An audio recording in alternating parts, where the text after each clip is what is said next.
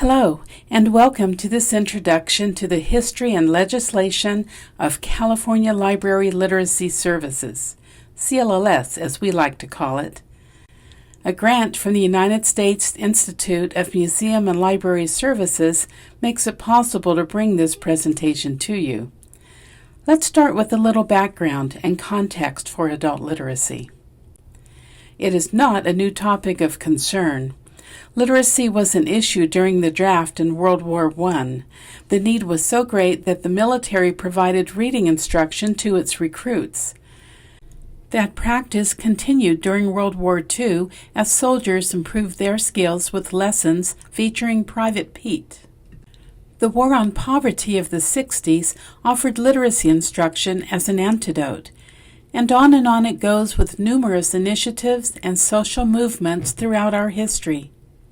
In 1975, attention to the issue snowballed when a national study revealed that 22% of adults in our country had low literacy skills. This led to a White House conference on literacy and a national media campaign in the 80s. Jonathan Kozol wrote a book about it, Newsweek reported on it, and Don Henley sang about it. Adult literacy was a hot topic. Librarians were interested in the issue and wanted to engage with it. The big question was how. What could libraries do? At the same time, librarians were also immersed in discussions of how to reach those in their communities who were not library users. It was the setup for a double win. Libraries could meet the unmet literacy needs of adults in their communities. They could offer tutoring in small groups and in one-to-one settings. At the same time, this would help to forge connections with community members who don't traditionally use library services. The California Literacy Campaign was launched in 1984. Its name later changed to California Library Literacy Services to place it on par with other ongoing library services. The California legislature stated that libraries are education agencies, and it authorized funding for them to reduce adult illiteracy by providing English language instruction and related services to adults and youth who are not enrolled in school. Let's look at three key components of that legislation. First, it requires libraries to seek community and local government awareness of and support for the program, and to develop a local commitment of resources for it.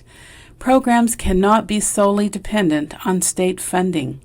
This includes maintaining dedicated staff to manage and coordinate the library's adult literacy services. The work does not fit into the other duties as needed line of some other job description.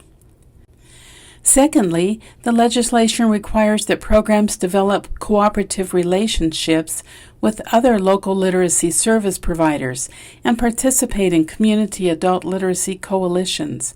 In other words, that they know their communities, the services available, and what other organizations are doing, how they can work together to leverage resources, fill gaps, and collectively meet the literacy needs of their communities. CLLS programs don't operate in isolation. The third requirement is that programs will recruit and train volunteers to provide tutoring and other services. Volunteers are an essential part of California Library Literacy Services. They enrich the program and its community connections. So, how's it working? It's working quite well.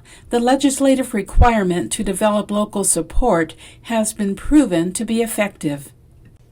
In the 2011-2012 fiscal year, state funding for CLLS was eliminated. Yet, out of 105 CLLS libraries, only 5 closed their programs. Local support maintained literacy services. Then miraculously the next year, the funding came back. That is unheard of in legislative history. Funding is not restored after it has been cut from the state budget. That just does not happen. But it did. It did because libraries had deepened connections with their communities.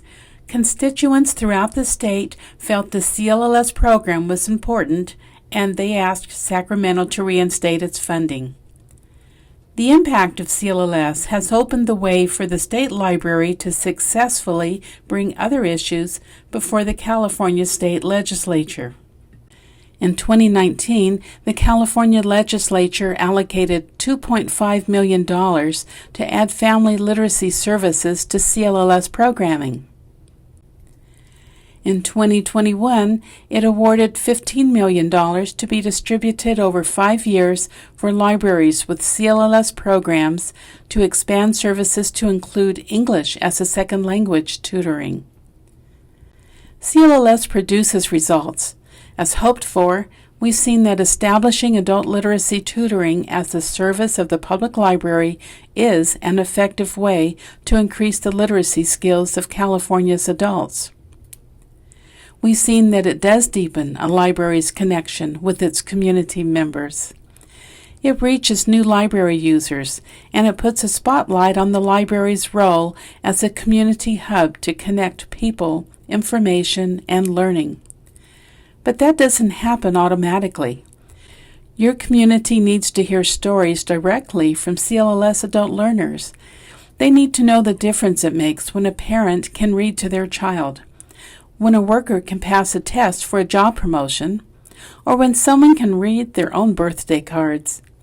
People need to hear how your library's adult literacy services benefit their community.